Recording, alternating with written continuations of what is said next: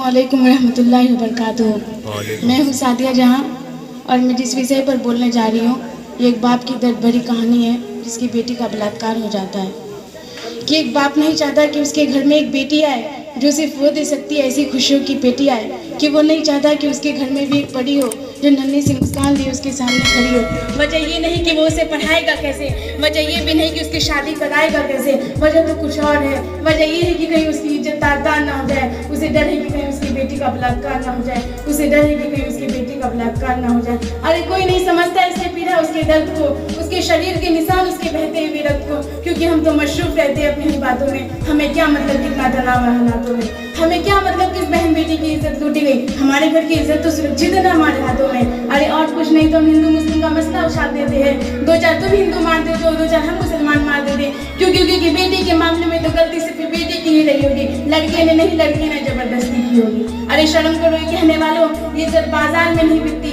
तुम्हें लड़की के छोटे कपड़े दिख जाते हैं मगर तुम्हें अपनी छोटी सोच नहीं दिखती। और क्या कहते हो कि लड़की अगर रात में बाहर निकलती है तो ही रेप होता है, लड़की अगर छोटे कपड़े पहन के शरेआम घूमती है तो ही रेप होता है। तो मेरी बात ध्यान से सुनना कि बाहर निकलने की क्या जरूरत, घर में याद नहीं कि बच्चे का बलात्कार हो सकता है, कि किसी बाहर वाले की क्या जरूरत जब अपना रिश्तेदार ही गुनहगार हो सकता है। अरे उसके चीखों से तो पूरे घर में हलचल थी, जब उसे देखा गया तो पूरे खून में लथपथी। मैं पूछना चाहती हूँ कि 8 महीने की बच्ची होती ही कितनी बड़ी है, उसकी तो ढंग से आंख भी नहीं खुली होगी। कहीं मेरी बेटी को ठंड न लग जाए, उसकी तो उंगलियां भी नहीं धुली होगी, उसकी तो उंगलियां भी नहीं धुली होगी। पर आंख खुलने से पहले ही तुमने उसे सुला दिया। जिस देवी को दूध से नहलाना था उसे खून से नहला दिया। अरे उसे देख तो उस दिन उसकी आत्मा भी डर गई थी, उस दिन एक बेटी नहीं पूरी इंसानियत मर गई थी, पूरी इंसानियत मर गई थी।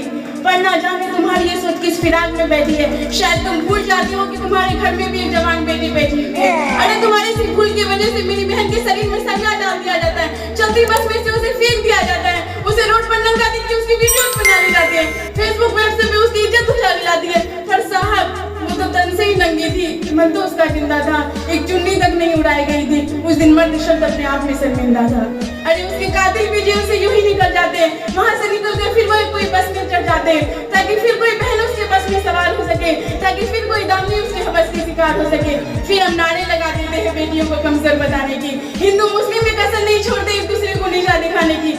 बेटी पढ़ाओ देश बचाओ, मुसलमानों भारत छोड़ो, तुम करते रहो अपना काम एक दूसरे को भला बुरा कहने में, क्योंकि क्या तुम जानते हो कितना दर्द होता है एक बेटी को दर्द सहने में। और मैं बिल्कुल नहीं घबराऊंगी कहने में कि ज्यादा वक्त नहीं है तेरी बहन बेटियों का भी खून बहने में।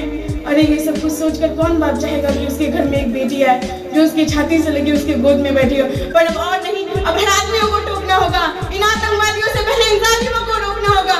अब नारे नहीं लगाने इंसाफ के, अब आज नहीं लगाने इस बिकी हुई सरकार से। अरे अब तो खुद ही सबर की सीमा लानी होगी, ऐसे जानवरों में अब खुद ही लोग गोली मारनी होगी, ऐसे जानवरों में अब खुद ही गोली मारनी होगी। क्योंकि अगर इन्हें ना रोका गया तो बेटी पैदा होने का सिलसिला ही खत्म हो जाएगा। अरे बेटी ही क्या इंसान बनना ही खत्म हो जाएगा, इंसान बनना ही खत्म हो जाएगा।